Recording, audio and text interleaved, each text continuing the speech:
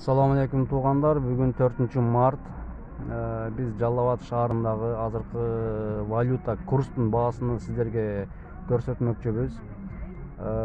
Бүгүн ушул бүгүнкү күнгө карата рубльдун курсу кандай болду? Мына жерде Бакай банк бар. Ошол Бакай банк менен Финка банктын курстарын сиздерге көрсөтмөкчүбүз. Бүгүнкү күнгө карата кандай болду баалары? Биринчи Бакай банкты көрөлү. Бул жерде доллар 96,5, сатуу 98ге чыгып кетти. Ал эми евро 106, 108, рубль 85 тыйын, сатуу 1 сом 8 тыйын. Эгер Москвадан 1000 рубль сала турган болсоңуздар, бул жерде 850 сом акча болот. Ал эми Финка банкты көрөлү.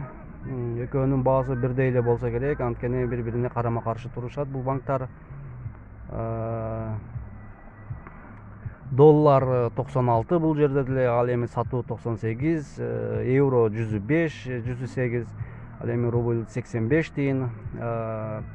Рубль бир аз кымбатыраак сатып атышыптыр бул жерде 1 сом 10 тыйындан. Бүгүнкү күнгө карата курстар ушундай туугандар. Биздин каналга лайк басып, подписация кылып коюңуздар.